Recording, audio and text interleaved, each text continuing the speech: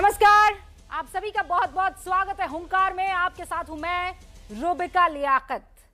UP में चुनाव से पहले धुआंधार रेड पड़ रही है। पिछले हफ्ते आज ही के दिन हमने समाजवादी पार्टी के नेताओं और उनके करीबियों पर पड़ी छापेमारी को लेकर बहस की थी आज ही के दिन, और आज जिक्र समाजवादी पार्टी के अध्यक्ष अखिलेश यादव के गढ़ कन्नौज में जीएसटी इंटेलिजेंस की छापेमारी का। पिछले 5 दिनों से जीएसटी इंटेलिजेंस की टीम कन्नौज और कानपुर में इत्र कारोबारी पीयूष जैन के ठिकानों पर छापेमारी कर रही है। इतना समय आपको पता है क्यों लग रहा है? क्योंकि नोटों की तादाद इतनी ज्यादा है कि गिनने का काम पूरा ही नहीं हो पा रहा।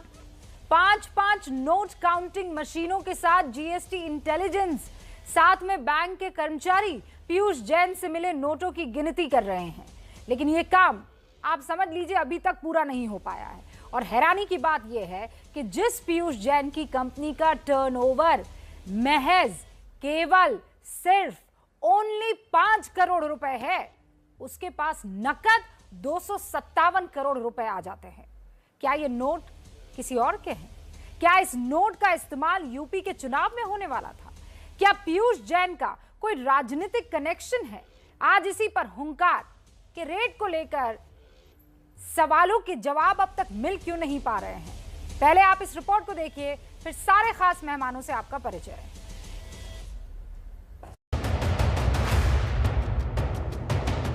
आपकी भी समझ में आ रहा होगा कि बबुआ नोटबंदी का विरोध क्यों करता था। भारतीय जनता पार्टी आपकी नोटबंदी की जो पॉलिसी थी वो फेल है। ये वो समाजवाद है जो परिवारवाद से शुरू होकर परिवारवाद में खत्म होता है, और ये कार्रवाइयां राजनीतिक दृष्टि से हैं। कन्नौज से लेकर कानपुर तक इत्र कारोबारी पीयूष जैन के खिलाफ जीएसटी इंटेलिजेंस की कार्रवाई लगातार 5वें दिन चल रही है। रकम इतनी ज्यादा है कि जीएसटी इंटेलिजेंस के पसीने छूट रहे हैं। बरामद नोटों को गिनने के लिए जीएसटी इंटेलिजेंस के 15 कर्मचारियों के अलावा स्टेट बैंक ऑफ इंडिया के 5 कर्मचारियों को बुलाना पड़ा। 5 मशीनों की मदद से नोट गिनने का काम चल रहा है। कन्नौज के इत्र कारोबारी पीयूष जैन के घर पर छापेमारी चल रही है और एसबीआई के अधिकारी पहुंचे हैं नोटों को गिनने के लिए। और इसमें एक अधिकारी हैं जो कर्मचारी हैं नोटों के बंडल को बांधने के लिए, और ये पर्ची आई हुई है जो कि नोटों पर लगाई जाती है। आप देखिए कि जो नोटों की गड्डियां बनती हैं उसमें 100 नोटों की एक गड्डी होती है, और उसको पैक करने के लिए इन रस्सियों को और इन कागजों को लाया गया है। अभी तक की जानकारी के मुताबिक जिस पीयूष जैन के पास नकद 250 करोड़ रुपए से ज्यादा रकम मिली है, उसकी कंपनियों का टर्नओवर महज 5 करोड़ रुपए है। लेकिन बावजूद इसके अभी तक इस मामले में इनकम टैक्स विभाग ने जांच शुरू नहीं की है। इनकम टैक्स की जांच में देरी को लेकर सवाल उठ रहे हैं। उधर मुख्यमंत्री योगी आदित्यनाथ ने आज प्रतापगढ़ की रैली में छापे को लेकर अखिलेश यादव पर सवाल उठाए। आपकी भी समझ में आ रहा होगा कि बबुआ नोटबंदी का विरोध क्यों करता था। ये अवैध कमाई जाएगी कहां? आज वही पैसा दीवालों से कैसे निकल रहा आप देख रहे होंगे। 5 वर्ष पहले भाइयों बहनों ये पैसा विकास पे खर्च नहीं होता था। समाजवादी पार्टी ने पलटवार किया, नोटबंदी पर सवाल उठाए। उधर कांग्रेस ने रेड को चुनावी बता दिया। बीजेपी काले धन को समाजवादी पार्टी से जोड़ रही है। कानपुर में जिस तरह से काले धन का जखीरा मिला है, वो काले धन का एक एक नोट चिल्ला चिल्ला के कह रहा है भारतीय जनता पार्टी आपकी नोटबंदी की जो पॉलिसी थी वो फेल है। काला धन आज भी जिंदा है। तो पहले क्यों नहीं हुई ये सब रेड, हम पूछना चाहते हैं। और ये कार्रवाइयां राजनीतिक दृष्टि से हैं, राजनीतिक हथियार बना लिया इन्होंने। ईडी हो, सीबीआई हो। अब ये स्पष्ट हो गया है ये कौन सा समाजवाद है। ये वो समाजवाद है जो परिवारवाद से शुरू होकर परिवारवाद में खत्म होता है, और जनता की गाढ़ी कमाई का खून चूस करके इत्र बनाई जाती है। जीएसटी इंटेलिजेंस के सोर्सेस हमें ये बता रहे हैं कि पीयूष जैन ने दावा किया है पूछताछ के दौरान कि सारा पैसा उसका नहीं है। उसने जांच अधिकारियों को अलग अलग कहानियां बताई है जिन पर जीएसटी इंटेलिजेंस को शक है।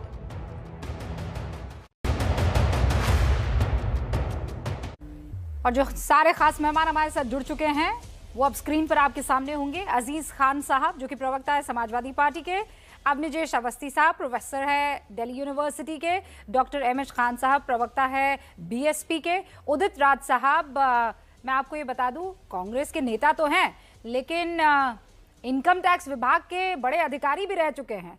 तो आज ये डबल रोल में हमारे साथ जो हैं वो चर्चा में शामिल होंगे। प्रीति पांडे जी भी हमारे साथ जुड़ चुकी है जो कि राजनीतिक विश्लेषक है। सबसे पहले अजीज खान साहब शुरुआत आपसे, ये रेड हो रही है कारोबारियों के यहाँ, नाम समाजवादी पार्टी का जो है वो बीजेपी के नेताओं की जुबान पर आ रहा है, क्या वजह क्या है, ये रिश्ता क्या कहलाता है? देखिए रूबिका जी, ऐसा है कि जब ये काले धन पे प्रहार नहीं कर पाए, काले धन को रोक नहीं पाए, और जब ये कनेक्शन बीजेपी का निकला, ये कहीं ना कहीं चंदा का बड़ा इशू है। यही व्यापारी, क्योंकि प्रूफ है इसका, यही व्यापारी लगातार चंदा देता था बीजेपी को, और चंदा की रकम जब बढ़ा दी गई तो उसने देने से इनकार कर दिया। जाहिर सी बात है ऐसी स्थिति में उसके यहां रेड मारा गया। अरे भाई 7 साल से लगातार दावा किया जा रहा था, सब नोटबंदी की गई, जीएसटी लागू किया गया, मैं कह रहा हूं ये काला धन कैसे निकल रहा है? उत्तर प्रदेश में भी आप हैं, आप केंद्र में भी आप हैं, उसके बाद भी काला धन। अरे भाई आपका बुलडोजर कहां गया? आप तो कह रहे थे कि काला धन पे हम बुलडोजर चलाएंगे, लेकिन यूपी में भ्रष्टाचार और काला बाजारी का जो डबल इंजन की सरकार है, इसी वजह से आज उत्तर प्रदेश में महंगाई बढ़ गई है, क्योंकि इनके अपने लोगों ने काला बाजारी कर रखा है और काला धन छिपा कर रखा है। मैं जानना चाह रहा हूं, तो इन्हीं के लोगों ने अगर काला धन छिपा कर रखा था तो ये अभी इनके ऊपर मलाई तो नहीं लगाई जा रही है, मखमल के नीचे तो नहीं छिपाया जा रहा है, ये तो जग जाहिर हो रहा है। तो इन्हीं का पैसा था, तो फिर ये रेट कैसे पड़ रही है, मुझे ये समझाइए आप। देखिए रूबिका जी, 2 बातें मैंने कही। हमने कहा इन्होंने चंदा मांगा, और चंदा जब बढ़ाया तो चंदा देने से मना कर दिया। उसका जीता जागता एग्जाम्पल ये है कि 19 और 20 में जो चंदा आया, 1 मिनट थोड़ा मौका दें, इलेक्ट्रॉल बॉन्ड से वो आया 2,500 करोड़ रुपए, लेकिन 2018 और 19 में जो चंदा आया था बीजेपी के पास, तो 1450 करोड़ रुपए आया था। सवाल इस बात का है 76% चंदा बढ़ा, कैसे बढ़ा मैं जानना चाह रहा हूं। तो अगर 76% चंदा बढ़ा तो फिर तो चंदा इन भाई साहब ने भी दिया होगा, है ना? कम दिया चंदा, मैं सिर्फ बेसिक और लॉजिक लगा रही हूँ। आप कह रहे हो चंदा नहीं दिया इसीलिए रेट पड़ी, मैं कह रही हूँ, और फिर आप कह रहे हैं कि नहीं चंदे में इतना प्रतिशत का इजाफा हो गया, तो मतलब ज्यादा लोगों ने चंदा दिया होगा। तो ये भाई साहब जिनकी यहाँ रेट पड़ रही है इन्होंने भी चंदा दिया होगा, तो फिर रेट क्यों पड़ रही है? देखिए मैंने आपसे कहा ना भाई, ये तो बीजेपी बताया ना, उत्तर प्रदेश में भी वही है, केंद्र में भी वही है। अब इसमें समाजवादी पार्टी को अननेसेसरी घसीट रहे। कह रहे साहब जी ये गलत बात है, आप समाजवादी पार्टी को क्यों घसीट रहे हैं भाई? हाँ इत्र उन्होंने लॉन्च किया, लेकिन वो कोई इत्र ये वाला इत्र थोड़ी था, दोनों की खुशबू अलग थी, दोनों की महक अलग थी। दुर्गंध तो ये फैला रहे हैं, वो पम्मी जैन ने समाजवादी इत्र बनाया था। रूबिका जी मुझसे समाजवादी इत्र पम्मी जैन ने बनाया था। मैं जानना चाहता हूं। नहीं अजीज साहब, मैंने भी यही बात कही है, मैंने भी यही बात की है कि वो जो इत्र है उस इत्र का इस वाले इत्र से कोई वास्ता नहीं है। प्रीति जी, खान साहब देखिए, जितने लोग इत्र बना रहे हैं क्या सब एक रिश्तेदार हैं एक दूसरे के? क्या खान साहब अगर जेल लगा देने से खान साहब मुझे पता है आप बहुत नाराज हैं। आज आपको सपा प्रवक्ता बना के बिठाया गया है, आपके शब्दकोश में, आपकी डिक्शनरी में आज शब्द कम पड़ जाएंगे। मैं तो ये कह रही हूँ कि अगर आप ये बात कह रहे हैं कि पीयूष जैन जो है वो भाजपा का आदमी है, वो कांग्रेस का आदमी है, वो आम आदमी पार्टी का आदमी है, आपको खुश होना चाहिए, आपको खुश होना चाहिए कि आज इतनी बड़ी जिसकी कंपनी का टर्नओवर। अरे खान साहब, प्रीति जी को बात करने दीजिए ना। अजीज भाई ऐसे डिबेट नहीं होती, रुक जाइए। खान साहब देखिए, जिसकी कंपनी का टर्नओवर 5 करोड़ रुपए हो और वो 250 करोड़ के ऊपर का कैश अपने घर में रखता हो, तो उसके घर में सारी सेंट्रल एजेंसियों की रेड पड़नी चाहिए। क्योंकि ये उत्तर प्रदेश, मैं तो देखिए उत्तर प्रदेश से आती हूँ, तो मुझे इस बात का भी गुस्सा है कि जो चीजें, जो पैसा जो हमारे टैक्स की चोरी है कर करके बिजली, पानी, रोड, सड़क, स्कूल, कॉलेज, हॉस्पिटल, उस पर खर्च होना चाहिए। वो पीयूष जैन जैसा चोर, महाचोर आदमी जिसके घर में रेड पड़ी है, बिल्कुल सही हुआ है। उत्तर प्रदेश की जनता का पैसा है जो उसके घर से मिला है। मैं कह रही हूँ वो बीजेपी का आदमी हो, वो कांग्रेस का आदमी हो, वो आम आदमी पार्टी का, वो किसी का भी आदमी हो, इवन अगर वो सपा का भी आदमी है जो सपा के परफ्यूम बनाया करता था, आपको खुश होना चाहिए इस बात पे कि उसके यहाँ रेड पड़ के आम आदमी की जो कमाई उसके घर में चोरी की थी वो बाहर आ गई। अगर वो बीजेपी का आदमी तो कौन सी बीजेपी उसको कहां से बचा रही है? योगी जी उसको बचा रहे हैं क्या? मोदी जी उसको बचा रहे हैं क्या? अब प्रीति जी मुझे 10 सेकंड खुश होना चाहिए। और सबसे पीयूष जैन का दुर्भाग्य देखिए, पीयूष जैन का दुर्भाग्य देखिए, कल तक वो समाजवादी पार्टी का परफ्यूम बना के समाजवादी पार्टी का आदमी कहलाता था। आज आप जब वो पकड़ा गया तो एक बार में आपने पल्ला झाड़ दिया और आपने कह दिया जी हमारा नहीं, ये तो मोदी जी का आदमी है। पीयूष जैन रूबिका जी मुझे मौका दे, रूबिका जी अपनी बात कंप्लीट करें। अजीज भाई मैं आपको मौका दूंगी। मेरे तीन और खास मेहमान हैं, वो भी अपना वक्त निकाल कर आए। पहले मैं उनसे बात कर लूं और उसके बाद मैं आपके पास आऊंगी। प्रीति जी ठीक है, मैं आपकी इस बात से 100% इत्तेफाक रखती हूँ। वो किसी का भी आदमी हो भाई साहब, किसी का भी आदमी हो, अगर उसने चोरी की है, अगर उसने कर चुराया है, अगर उसने देश का पैसा खाया है, तो यही होना चाहिए। इनफैक्ट इससे ज्यादा बुरा होना चाहिए। उदित साहब, आप तो इनकम टैक्स विभाग के ऑफिसर रहे हैं। कांग्रेस ये आरोप लगा रही है कि ये बदले की कार्रवाई हो रही है, प्रेशर डालने की कार्रवाई हो रही है। क्या इस तरीके से ये नोट्स जारी होते हैं कि आज फला के घर पे रेड मारी जाए क्योंकि हमें वहां पर चुनाव जीतना है? क्या सरकारें ऐसे काम करती हैं इनकम टैक्स के साथ मिलकर? देखिए, उस डिपार्टमेंट में मैं रहा हूं और बहुत सारी जो सर्चेज होती है, हम लोग तो रेड नहीं करते, सर्चेज कहते हैं, search and seizure. Income tax में जीएसटी की जो टर्मिनोलॉजी होती है, सर्च एंड सीजर। आखिर में मैं कोई राजनीतिक बात नहीं कहूंगा, ना किसी के ऊपर ब्लेम करूंगा। जब नोटबंदी आई तो काला धन खत्म करने के लिए आई, जीएसटी भी जब आई उससे भी काला ट्रांजैक्शन रोकने का। तो ये पैसा इतना जमा कैसे हो पाया? अच्छा, अब दोनों एजेंसी, उत्तर प्रदेश में भी केंद्र में सरकार बीजेपी की है, तो ये काला धन आया कहाँ से, चाहे जिसका हो? इसके मतलब कि केंद्र सरकार जिम्मेदार है। दूसरी बात है कि सारी एजेंसियां इस समय, चाहे इनकम टैक्स हो, चाहे एक्साइज कस्टम्स का हो, चाहे ईडी, जहां पर काम करना चाहिए वहां के लिए मैन पावर उपलब्ध नहीं। मैन पावर बड़ा लिमिटेड है। मैं आपको बता दूं कि बहुत शॉर्टेज है मैन पावर, इनकम टैक्स में भी, जीएसटी में भी, ईडी में। जब आप पॉलिटिकल लोगों के पीछे लगा देंगे तो सर्च एंड सीजर जहां होना चाहिए वहां हो ही नहीं पा रहा है, इसलिए इतना काला धन जमा हुआ। तो इसके लिए मोदी जी जिम्मेदार हैं, योगी जी जिम्मेदार है, और कोई जिम्मेदार नहीं। आया कैसे? ये तो सरकार की जवाबदेही है कि इतना पैसा काला धन अकुमुलेट कैसे हुआ। हाँ, ये जो पैसा जमा हुआ इसके लिए मोदी और योगी जिम्मेदार है, और ये जो छापा पड़ा इसके लिए कौन जिम्मेदार है? तो इनको चंदा नहीं दिया गया होगा तो छापा मार दिया है। छापा इसलिए पड़ा क्योंकि चंदा नहीं दिया, जमा इसलिए हुआ क्योंकि योगी और मोदी ने ढील दे दी। मतलब चिट भी मेरी, पद भी मेरा, और बाकी सब तो मेरा है ही है।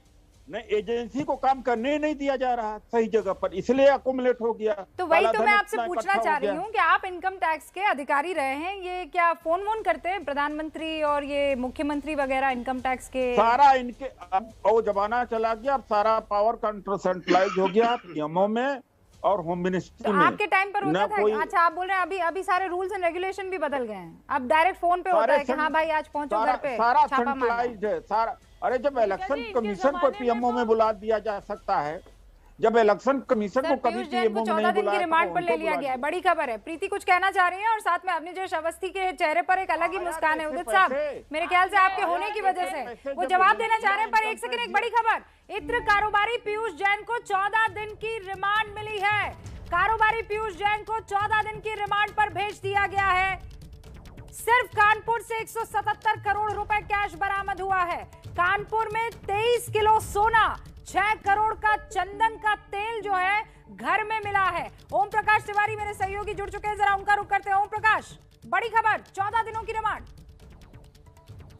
देखिए बिल्कुल रूबिका, मैं आपको बता दूं कि अब जो है जीएसटी इंटेलिजेंस ने आधिकारिक तौर पर बता दिया है कि उन 5 दिन तक लगातार ये छापेमारी चली थी, और इस छापेमारी के दौरान जो पीयूष हैं और उसके जो सहयोगी हैं उनके यहाँ से कुल 177.45 करोड़ रुपए कैश बरामद हुआ है। इसके अलावा 23 किलो गोल्ड बरामद हुआ है, और सबसे बड़ी बात है कि जो गोल्ड है इस पर विदेशी मोहर लगी हुई है। इस बारे में इनकम टैक्स ने डायरेक्टरेट ऑफ रेवेन्यू इंटेलिजेंस को सूचित कर दिया है कि विदेशी सोना स्मगल करके लाया गया था। अपने आप में ये बहुत बड़ी खबर है कि विदेशी सोना इनके ठिकानों से बरामद हुआ है। इसके अलावा जो कन्नौज की रेट थी वहां से 17 करोड़ रुपए बरामद हुआ है।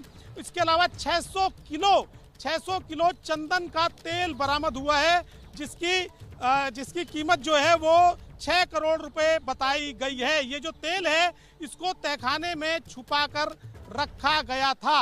अब चूंकि पीयूष जो है वो लगातार कस्टडी में अपने बयान लगातार बदल रहे थे। कभी वो कह रहे थे पैसा मेरा है, कभी कह रहे थे पैसा मैंने अपनी संपत्ति और ज्वेलरी बेचकर इसको कमाया है और इस पे मैंने जीएसटी नहीं दिया है। लेकिन विदेशी गोल्ड रूबिका इस मामले में सबसे बड़ा जो मोड़ आया है, 23 किलो गोल्ड मिला है और जो फोटो जारी की है आधिकारिक तौर पर उसमें ये विदेशी गोल्ड बताया गया है। यानी कि अब डीआरआई का शिकंजा भी इस पूरे मामले में कसता नजर आएगा और इस मामले में दूसरी जांच एजेंसी भी बहुत जल्द कुछ जांच में कूद पड़ेंगी रूबिका।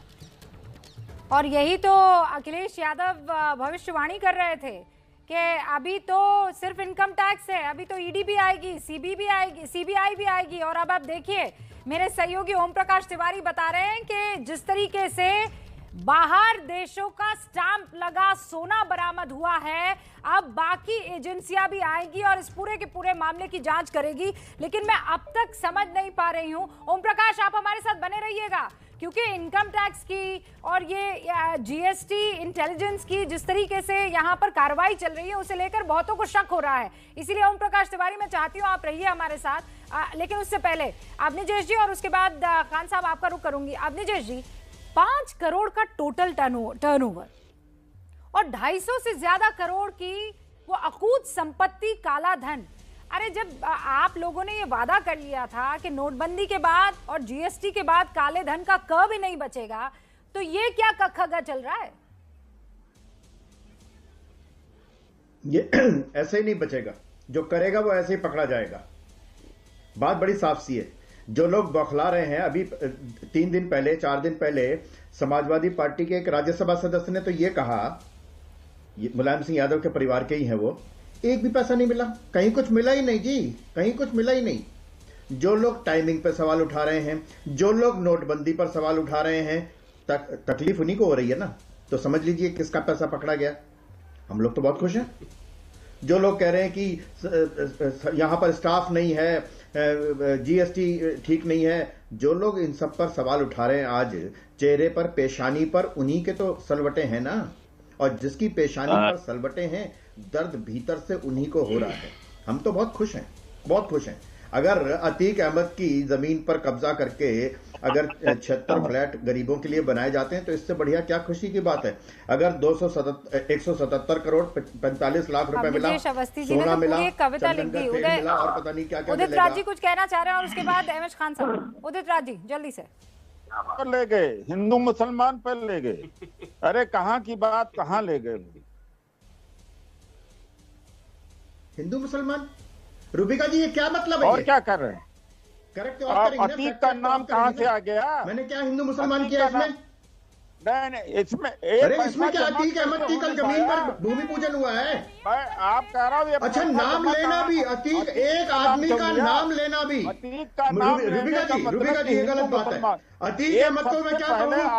अतीक अहमद को अतीक अहमद की जमीन पर गरीबों के लिए घर बनाए जाएंगे।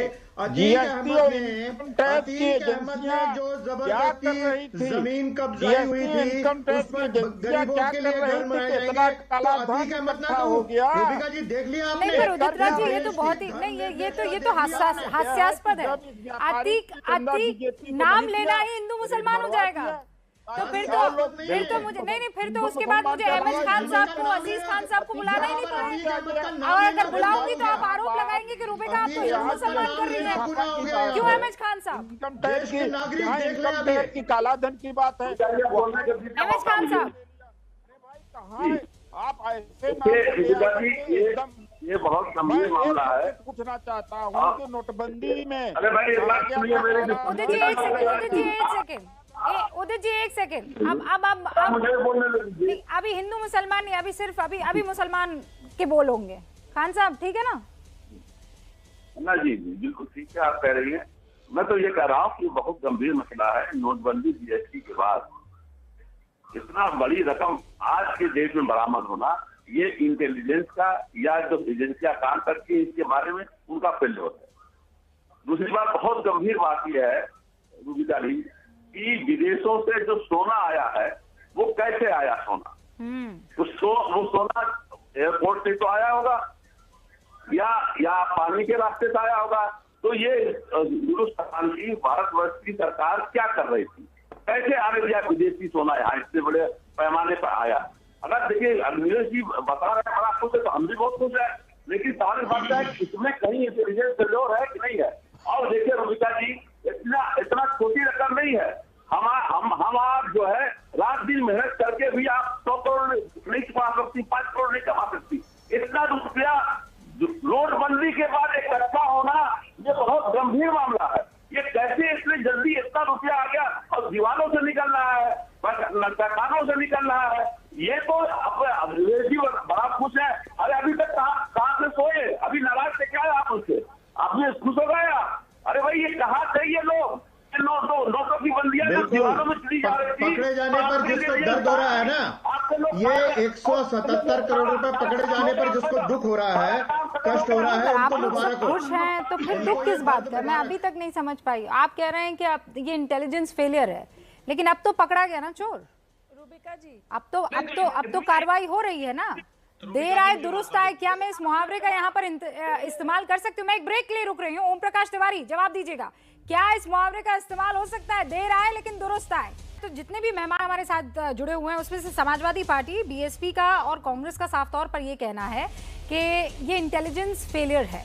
दूसरा ये कहना है कि ये सोना अगर बाहर से आया तो आया कैसे, कहीं ना कहीं कोई खामी रही है। तीसरा ये कहना है कि अब जो इनके ऊपर रेड पड़ी वो इसलिए पड़ी है क्योंकि इन लोगों ने चंदा देने से इनकार कर दिया है। अब मैं सीधा रुख करती हूँ, ओम प्रकाश मेरे सहयोगी जुड़े हुए हैं। ओम प्रकाश, इसका क्या जवाब हो सकता है?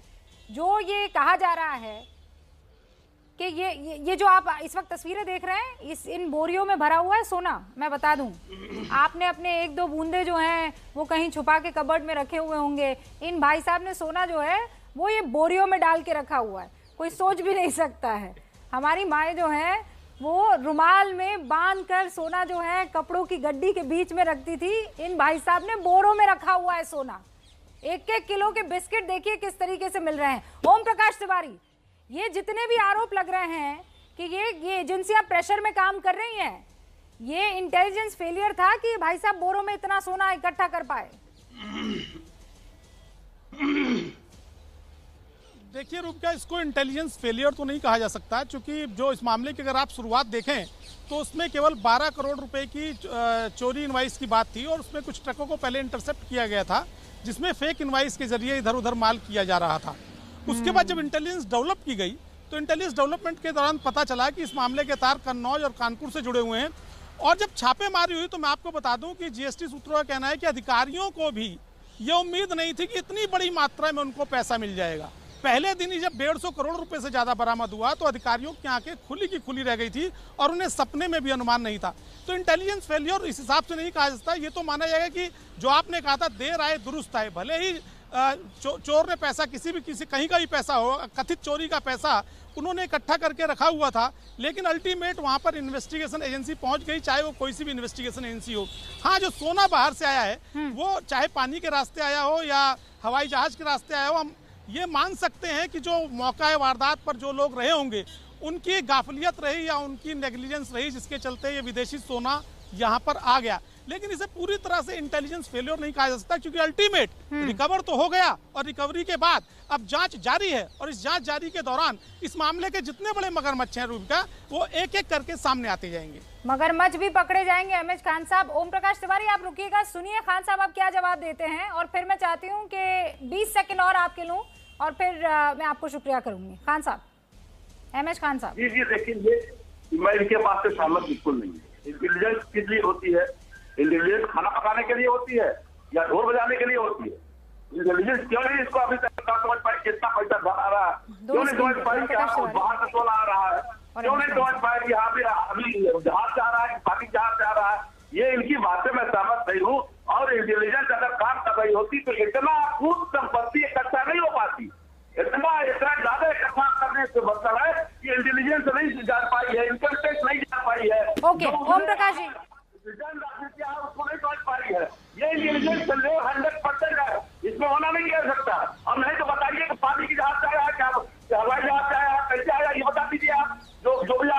ग्राउंड रिपोर्ट पर बोल रहे हैं, तो क्या है आपका इंटेलिजेंस का काम? क्या है भाई? रोटी बना थोड़ी काम इंटेलिजेंस का। खान साहब, आपका काम है, देखिए खान साहब जवाब लेते हैं ना अभी। आप दोनों चीजें खान साहब अब जवाब ले लेते हैं ना। हाँ, ओम प्रकाश तिवारी। देखिए रुबिका, मैं आपको बता दूं कि ये मैं किसी पॉलिटिकल कयास में नहीं जाना चाहता, लेकिन आप इनकम टैक्स रेड का पहला दिन याद कीजिए, जिसमें अखिलेश यादव ने कहा था भी तो इस मामले में ईडी भी आएगी और सीबीआई भी आएगी और इनकम टैक्स भी आएगा, दूसरी एजेंसीज भी आएंगी। तो इसका क्या पॉलिटिकल कयास लगाया जाए? क्या उस दिन यादव को, अखिलेश यादव को पता था कि उनके सहयोगियों के यहाँ से क्या बरामद होने वाला है? उनको ये पता था कि उनके यहाँ से क्या क्या पैसे मिलने वाले हैं? उनको पता था क्या दस्तावेज मिलने वाले हैं? या उनकी जबान पर सरस्वती बैठी हुई थी? यानी कि अगर हम ये कहें पॉलिटिकल कयास में, तो क्या उन्हें मालूम था? बड़ा सवाल है, ओम प्रकाश तिवारी ने बड़ा सवाल किया है। एम एस खान साहब, इसका जवाब अजीज खान देंगे। अजीज खान साहब, अखिलेश जी के जुबान पर सरस्वती विराजमान थी या फिर उन्होंने 1+1 = 2 या 1+1 = 11? इस केस में तो थोड़ा ज्यादा करते हैं खान साहब, इतनी छूट दीजिए। 5 करोड़ का आदमी 250 करोड़ लेकर बैठा हुआ है, तो हम 1+1 11 नहीं कर सकते? कर सकते हैं भाई। हाँ जी, देखिए रूबिका जी, राष्ट्रीय अध्यक्ष माननीय अखिलेश यादव जी के जबान पे सरस्वती बैठी है। आप समझिए, वो जितना भी भविष्यवाणी करते, सरकार के बारे में भी भविष्यवाणी किया था, देखिए ना सब सही निकल रहा है। आज सरकार की क्या स्थिति है? मैं कहना चाहूंगा, अभी जवाब देना चाहूंगा अखिलेश जी का और प्रीति पांडे जी। हालांकि महिलाओं की बहुत कमजोरी होती सोना, भाई प्रीति जी को तो सोना देख के लालच लग रही। पहली बात मैं कहना रहा साहब, अखिलेश जी कह रहे थे साहब बहुत खुश हो रहा हूं। अपनी नाकामियों पे खुश हो रहे हैं क्या? कौन सी उपलब्धि की है आपने? 7 साल से लगातार देश को गुमराह करते रहे। नहीं, ये प्रीति जी काहे ललचाएंगी? सोना पीयूष जैन के यहाँ बरामद हो रहा है। पीयूष जैन महिला है कि पुरुष है? सोना कौन इकट्ठा कर रहा है? क्यों नहीं लालच? अरे भाई लालच, भाई लालची तो पीयूष जैन हुए ना। प्रीति पांडे को क्या करना? अरे रूबिका जी मुझे मौका दें। लालच तो आपको भी लग रहा होगा सोना देख के। महिलाओं की कमजोरी होती है। सुनिए मेरी बात प्लीज, मैं वो मजाकिया तौर पे कहा मैंने, सुनिए मजाकिया तौर पे कहा, मैं अपनी बात कर रहा हूं। मजाकिया हो रहे थे, मैं इसको सीरियसली ले भी नहीं रही हूं। ओम प्रकाश जी शुक्रिया हमारे साथ जुड़े रहने के लिए। अजीज खान साहब, नहीं आपने इसको सुनिए। प्रीति जी, कॉन्वर्सेशनल करोड़ से ऊपर का जो कैश, रूबिका जी मुझे प्लीज बोलने दीजिए, जवाब देने दीजिए प्रीति को। और प्लीज हाँ, इत्र वाले जो आपके समाजवादी इत्र वाली कंपनी के लोगों में पाया गया है, हो सकता है कि आने वाले चुनाव में, क्योंकि आप लोगों ने इतना बड़ा काम उत्तर प्रदेश में इनको दिया था पीयूष जैन को, आने वाले चुनाव में समाजवादी पार्टी की हो सकता है ये फंडिंग करने वाले थे, हो सकता है मदद करने वाले थे। ये सारा पैसा 250 करोड़ प्रीति जी रुकिए, समाजवादी पार्टी यूपी प्रीति जी सही बात है, प्रीति जी सही बात है। वो तो बीच में वो तो उनकी एक सेंटेंस की वजह से मैंने आपका रुख कर दिया। अजीज खान साहब की बात जो है वो पूरी नहीं हुई है। हमें रेड नहीं डालनी चाहिए अभी रेड नहीं डालनी। देखिए अभी रेड नहीं। मैं ये कह रहा था 2-3 बातें हैं। ये एक तो पहला सवाल जो एक नया टर्न आ गया, विदेशी सोना सब कैसे आया, ये बहुत बड़ा सवालिया निशान है। भाई आपकी इंटेलिजेंस से लेके सारी चीजें फेल। आपने कहा सपा नेताओं के छापा पड़ा, भी पहले कहा था भाई सपा नेताओं के छापा मारा, विपक्षियों के छापा मारा, 70,000 रुपए मिले आपको और लगातार बदनाम किया। आज इतना बड़ा रेड हुआ, इतना पैसा पकड़ा गया, सोना पकड़ा गया, चंदन के तेल पकड़े गए। साहब हम जानना चाहते हैं कि सवाल क्यों नहीं दे रहे? उत्तर प्रदेश में सरकार किसकी है? केंद्र में सरकार किसकी है? अपनी नाकामियों का जश्न मना रहे हैं। 7 सालों से आप केंद्र में हैं, 5 सालों से उत्तर प्रदेश में हैं। आपकी जिम्मेदारी थी, कालाबाजारी कैसे हुई, इतना काला धन कैसे इकट्ठा हुआ? ठीक है, जवाब देश को दीजिए। खान साहब नहीं सकते, एक जवाब आप मुझे दे दीजिए ना। समाजवादी का वो अवनीश अवस्थी और प्रीति पांडे को इसीलिए बुलाया। एक जवाब आप भी दे दीजिए। वो जनता जो है लिख के पूछ रही है कि वो जो आपके सदरी पर साइकिल है वो सोने की है कि यूं ही?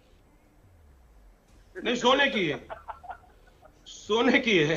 सोने की है, अच्छा। हाँ, चंदन की तेल में डुबोई हुई तो नहीं थी?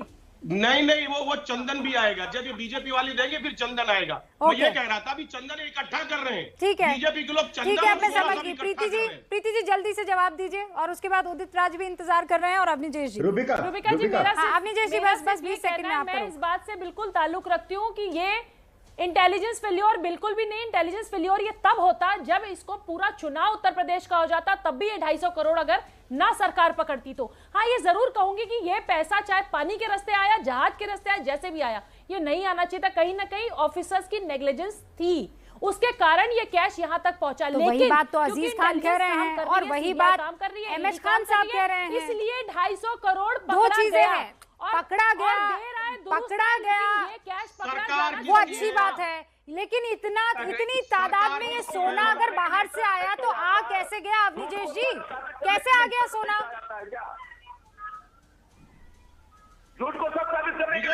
रूबिका जी बाकी लोगों को चुप कराइए। अजीज खान साहब, एमएच खान साहब, एक सेकंड बस रुक जाइए प्लीज प्लीज प्लीज। खान साहब, अवनीश अवस्थी। रूबिका जी ये कैसे आ गया?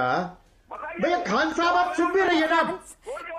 खान साहब कह रहे हैं हम इतनी मेहनत करते हैं, हमारे 100 करोड़ पूरे नहीं हो पाते हैं और ये इतना सोना कैसे आ गया है? आप उनकी दुविधा भी समझिए ना अवनीश जी, ये उनकी जुबानी, अभी उन्होंने कहा था हम दिन रात मेहनत करते हैं और इतना इकट्ठा नहीं हो पाता है। अरे कैसे आया?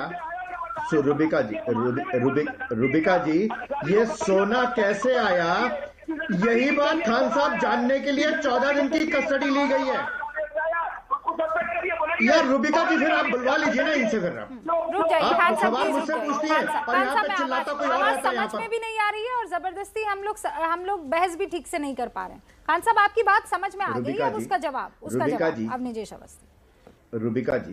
रूबिका जी ये सोना विदेशों से नेग्लिजेंस से आया, मिली भगत से आया, रिश्वत से आया, यही जानने के लिए 14 दिन की कस्टडी ली गई है। अभी और पूछताछ होगी, नाम आएंगे, सोच लो, सबके नाम आएंगे, कहां कहां इसका इस्तेमाल होना था। चुनाव में ये भी आएगा सामने, सब कुछ आएगा। वो इत्र की शीशी बना करके भेजी जाने वाली थी ना डब्बों में, साइकिल की जिस पर मोहर थी, जिस पर साइकिल की मोहर थी, यही थे ना, ये इत्र वाले ही थे ना, कन्नौज वाले यही थे ना, सब पकड़े जाएंगे, सब पकड़े जाएंगे। क्यों चिंता कर रहे हो? उदित राज जी, खान साहब रुकिए एक सेकंड, उदित राज जी जवाब देना चाह रहे हैं। खान साहब रुकिए, खान साहब वैसे मानना पड़ेगा खान साहब, आप लोग वहाँ इस लड़ाई में तो दिखाई नहीं दे रहे, कहीं पर समाजवादी वर्सेस बीजेपी ज्यादा दिख रहा है, लेकिन डिबेट में खान साहब आपने पूरा माहौल बना रखा है, इसकी मैं आपको बधाई दूंगी। एमएच खान साहब आप रुक जाइए एक सेकंड। उदित राज जी देखिए ऐसा है कि आप लोगों ने अखिलेश यादव जी के बयान को यहाँ पर असंदर्भिक रूप से उसको यहाँ उसका चर्चा में लाया। उन्होंने यह नहीं कहा कि 24 करोड़ उत्तर प्रदेश के सब लोगों के घर पे सीबीआई ईडी आएगी। उन्होंने कहा था समाजवादी पार्टी के वकील के, समाजवादी पार्टी एमएलए के नेता का। ये सच है, यही हो रहा है। बंगाल में भी ईडी पहुंची थी जो एमएलए के कैंडिडेट थे टीएमसी से। तो बिना मतलब इतना बेईमानी का चर्चा में हम लोग भाग लेते। मैं भी समझता हूँ, मैं भी अपने को ग्लानि की स्थिति में पाता हूँ कि क्या बेईमानी भरी यहाँ बातचीत हो रही है। अरे जब इस देश के प्रधानमंत्री ने कहा मैं चौकीदार हूं, चोरों को बंद कर दूंगा, हमने इसलिए जीएसटी लाई, चोरी बंद हो जाएगी, इसलिए नोटबंदी किया कि काला धन खत्म हो जाएगा। भैया जवाब तो वहां छुपा हुआ है, इसमें कहाँ अखिलेश यादव आ जाते तो अब इनको जवाब देना पड़ेगा ना। 14 दिन की रिमांड पर आ गए भाई साहब, इतने सालों तक, बरसों तक अकूत संपत्ति इकट्ठा नहीं कर पाए, 5 साल में जो भी घपला किया अब उसका हिसाब देना पड़ेगा और सबको देना पड़ेगा। इसमें प्रसन्नता होनी चाहिए। और आप समाजवादी पार्टी के लिए मुश्किल खड़ी कर रहे हैं उदित राज जी। वो कह रहे हैं हमारा इनसे कोई वास्ता नहीं, और आप कह रहे हैं नहीं, उनके संबंधियों के यहाँ, उनके जानकारों के यहाँ ही ईडी आईटी जो है वो रेड मार रहे हैं। तो फिर आप फंसा रहे हैं समाजवादी पार्टी के लोगों को।